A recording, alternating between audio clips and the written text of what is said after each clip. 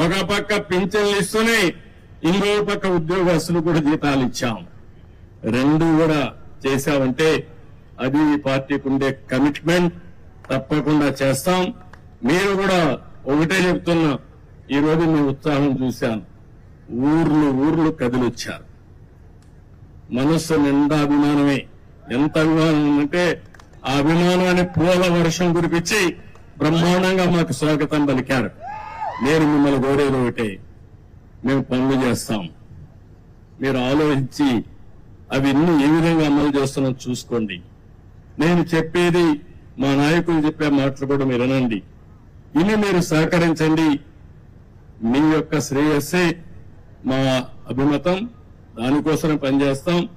ఏ పని చేసినా ఈ రోడ్లన్నీ చూస్తున్నా, ఏం చేయాలో నాకే అర్థం కావడంలా. ఆ గొయ్యల్లో ఎవరిని పూడ్చాలి? తమ్ముళ్ళు ఎవరిని పూడ్చాలి? ఆ గొయ్యల్లో ఆ గొయ్యలు పెట్టిన వాళ్ళని పూడ్చాలి. ఇప్పుడు మనం ఆ పరిస్థితిలో ఉన్నాయి. మొత్తం రాష్ట్రమే గుంతలైపోయింది. మన బ్రతుకులే ఆగమైపోయినాయి.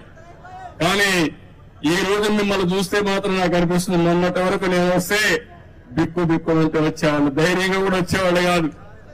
నేను ఏదైనా జోక్ వేసినా మీరు నమ్మేవాళ్ళు కాదు. ఈ రోజు మీకు ఒక స్వాతంత్రం వచ్చినట్టు మీ మనసులు చూస్తా ఉంటే, మీ ముఖాలు చూస్తా ఉంటే ఎక్కడికక్కడ ఉత్సాహంగా కనపడి వస్తున్నారు. అంత మునుపు నాకు జ్ఞాపకం ఉండేది, నార్త్ కొరియాలో కిమ్ ఉన్నాడు.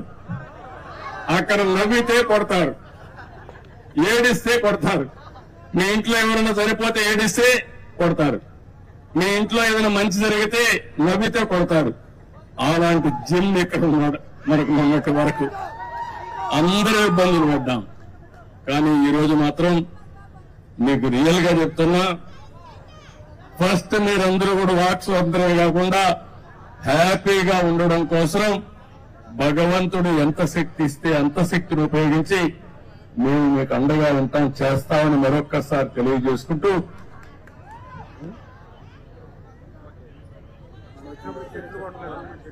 ఇప్పుడు ఆయన వస్తే దారంతా చెట్లు కొట్టేశాడు, అవునా కాదా? ఎక్కడ చూసినా పరదాలు కట్టేసాడు, అవునా కాదా?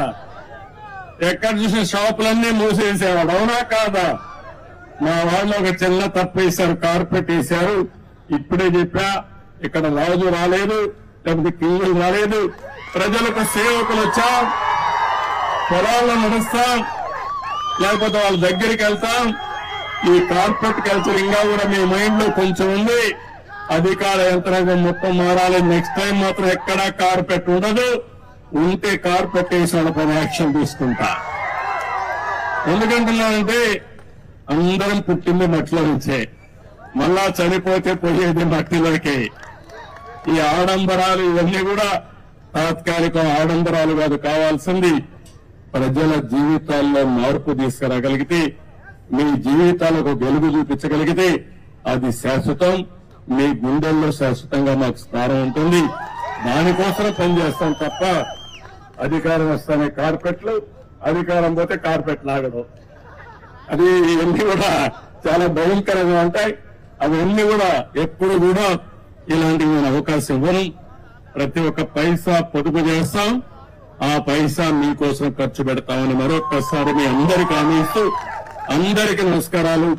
జై హింద్, జై ఎన్డీఏ. అందరికీ నమస్కారం.